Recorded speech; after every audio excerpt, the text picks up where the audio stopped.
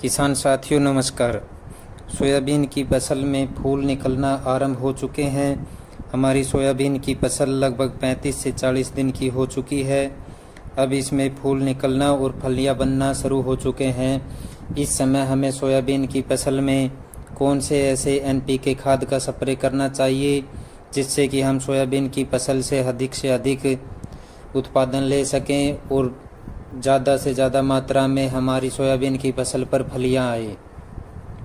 तो किसान साथियों, जब हमारी सोयाबीन की फसल 35 से 40 दिन की हो जाए उस समय हमें सोयाबीन में NPK 05234 का स्प्रे करना बेहद ही ज़रूरी होता है। सोयाबीन की फसल में 05234 का स्प्रे करने से क्या फ़ायदे होते हैं, किस समय हमें सोयाबीन की फसल में इसका स्प्रे करना चाहिए और कितनी डोज इसकी हमें लेनी चाहिए, सारी जानकारी आपको इस वीडियो में देने वाले हैं। किसान साथियों, जब हमारी सोयाबीन की फसल में लगभग 20% फूल आपको दिखाई दें उस समय हमें सोयाबीन की फसल में 05234 का स्प्रे करना होता है। यानी जब हमारी सोयाबीन की फसल लगभग 40 से 45 दिन की हो जाती है उस समय लगभग 20% फूल आ जाते हैं और कुछ % फलियां बननी शुरू हो जाती हैं। उस समय हमें 05234 का स्प्रे करना बेहद ही ज़रूरी होता है। यदि हम सही समय पर ये स्प्रे करते हैं तो आप देखेंगे हम सोयाबीन की फसल से अधिक उत्पादन ले सकते हैं, क्योंकि यही वो समय है जब सोयाबीन की फसल में फास्फोरस और पोटाश की काफ़ी अधिक मात्रा में ज़रूरत होती है।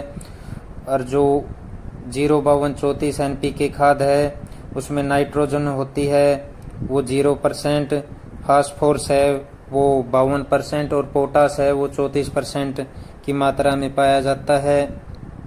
जब सोयाबीन की फसल में फूल और फलियां बनती हैं उस समय फास्फोरस और पोटाश की अत्यधिक मात्रा में ज़रूरत होती है।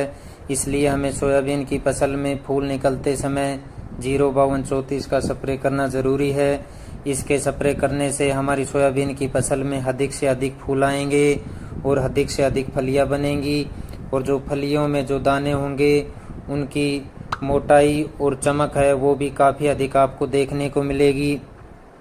और जो 05234 है ये जो सोयाबीन की फसल है इनकी जड़ों को मजबूत बनाता है और हमारी सोयाबीन की फसल से अधिक उत्पादन दिलाने में काफ़ी महत्वपूर्ण होता है।